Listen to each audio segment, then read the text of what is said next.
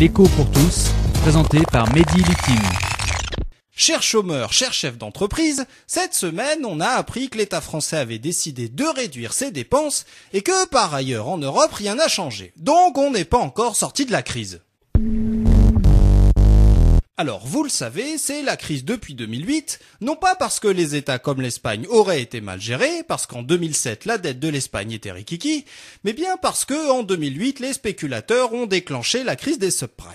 Du coup, depuis, les États européens sont très endettés. Et pour sortir de cette crise de la dette des États, les États cherchent de l'argent pour boucler leur budget. Et comme les impôts ne rentrent plus et que les États ne peuvent pas les augmenter massivement, eh bien, ils vont quémander de l'argent sur les marchés financiers.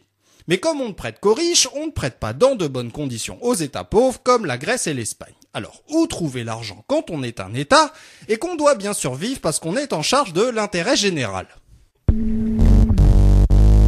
Eh bien, dans l'Union européenne, projet politique qui a assuré la sécurité et la prospérité de l'Europe depuis les années 50. Oui, mais voilà, comme quoi tout fout le camp, aujourd'hui l'Europe c'est l'Allemagne, et pas l'Allemagne intelligente d'Adenauer ou d'Helmut Kohl, mais plutôt l'Allemagne en mode Schumacher contre Battiston d'Angela Merkel. Et que décide l'Allemagne de Merkel pour l'Europe ? Eh bien, tout d'abord, Merkel refuse les eurobonds, c'est-à-dire en gros que la France et l'Allemagne, donc l'Europe, prêtent aux États pauvres de l'Union européenne. Parce que pour Merkel, les eurobonds, ça endetterait un peu plus l'Allemagne. Et Merkel préfère une Allemagne pas trop endettée dans une Europe toujours plus faible qu'une Allemagne plus endettée dans une Europe plus forte. C'est très intelligent. Mais surtout, c'est toujours la crise parce que l'Allemagne de Merkel décide que même en situation de crise, la Banque Centrale Européenne, la BCE, ne doit surtout pas prêter aux États, contrairement à ce qu'on fait au Royaume-Uni, mais aussi au Japon, en Chine ou aux États-Unis, mais qu'elle peut bien sûr, cette BCE, prêter quand même massivement aux banques, qui utilisent souvent cet argent non pas pour accorder des prêts aux États ou aux entreprises, ça rapporte pas assez, mais pour spéculer.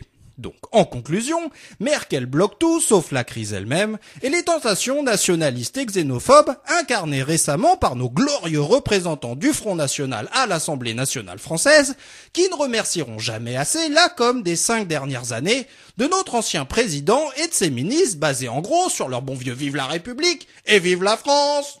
L'écho pour tous, une chronique écrite et présentée par Mehdi Litim sur Marmite FM 88.4.